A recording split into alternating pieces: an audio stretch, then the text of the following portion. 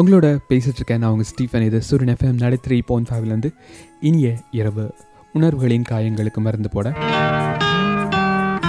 உணர்வுகள் தொடர்கதை தொடர்ந்திடும் வளர்ப்பிறை.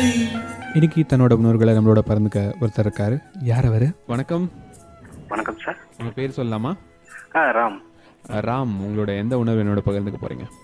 காதலுடைய உணர்வுகளை பகிர்ந்து கொள்ளலாம் என்று சொல்லுங்க. நான் என்னுடைய லவ்வரும் கிட்டத்தட்ட ஒரு 7 years லவ் பண்ணோம். நான் ஓப்பனாக சொல்லணும்னா ஒரு 8 or 9th இருந்து லவ் பண்ண ஆரம்பிச்சோம். 8th ஸ்டார்ட் பண்ணி 9th ப்ரொபோஸ் பண்ணி அப்படியே ஓடிட்டு இருந்தது. லைஃப் நல்லபடியாக போயிட்டு இருந்தது. சின்ன சின்ன கேப், சின்ன சண்டை எல்லாம் வரும், அதெல்லாம் அப்படியே போயிட்டு இருந்தது. 2 வீட்டுக்கும் தெரிய ஆரம்பிச்சிருச்சு. பயங்கர சண்டை எல்லாம் வந்தது. எதா இருந்தாலும் எடுத்து வைக்கலாம்னு நினைச்சு உறுதியா இருந்தோம். அடுத்து நானும் அவங்களும் காலேஜ் சேர்ந்தோம். அங்கேயும் ஒன்னாதான் சேர்ந்து படிச்சோம். அதுக்கப்புறம் பிரச்சனை கொஞ்சம் பெருசாயிடுச்சு. அவங்க வீட்டுல இருந்து காலேஜ் வந்து அனுப்பல, அப்படியே நிறுத்திட்டாங்க. நானும் அப்படியே காலேஜ் போகாம அவங்க வீட்டுக்கிட்டே போயிட்டே இருப்பேன். அவங்க வீட்லயும் திட்டுவாங்க, அடிப்பாங்க. பதிலுக்கு நானும் பசங்க எல்லாம் போய் சண்டை போட்டுட்டு இருக்கோம். அப்படியேதான் ஓடிட்டு இருந்தது. இந்த மாதிரி வீட்டுல போவோம், மாப்பிள்ளை பார்க்க ஆரம்பிக்கிறாங்க, எங்கேயாவது கூட்டிட்டு போயிருந்தாங்க. ஒரு 2 days வெயிட் பண்ண வந்து கூட்டிட்டு போறேன் மாதிரி சொல்லிட்டு இருந்தேன். அதுக்குள்ள எனக்கு கொஞ்சம் பிரச்சனை. ஸோ அதனால கொஞ்சம் வெளியில போக வேண்டியது சுச்சுவேஷன். நான் என்ன பிளான் பண்ணி போனா, அங்க போய் முடிச்சா ஒரு பல்க் அமௌண்ட் தருவாங்க, அதை வச்சு ரிஜிஸ்டர் இல்லை வேற ஏதாவது பண்ணிக்கலாம் அப்படின்ற ஒரு ஐடியாவில் போயிருந்தேன். போயிட்டு அப்படி பண்ணிட்டு இருக்கும்போது ஒர்க் டென்ஷன் கொஞ்சம் அதிகமாயிடுச்சு. அந்த டயத்துல கிட்டத்தட்ட ஒரு 10-15 தடவை கால் பண்ணிட்டே இருந்திருக்காங்க. அதை நான் பார்க்கவே இல்லை. திருப்பி கால் பண்ணிட்டே இருந்தாங்க. நான் டென்ஷன்ல என்ன போன் பண்ணிட்டே இருக்கேன், உசுரை வாங்கிட்டே இருக்கேன், சொல்லுன்னு சொன்னேன்.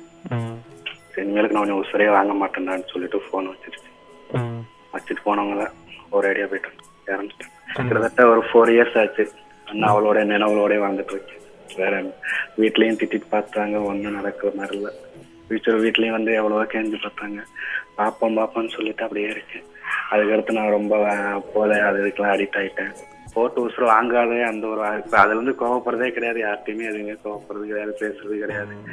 அப்படியே தண்ணி தம்ம அப்படியே கொஞ்சம் போதைக்கு அடிக்ட் ஆகிட்டு இப்போ இன்னும் அப்படித்தான் ஓடி இருந்தாலுமே மனசு நைட் வந்தாலே ரொம்ப ஃபீல் பண்ணி அழுதுட்டே இருப்பேன். எப்பயுமே 1000 தான் இருந்தாலுமே இன்னும் அவனுடைய நினைவுகள் என்னை விட்டு போகவே போகும்.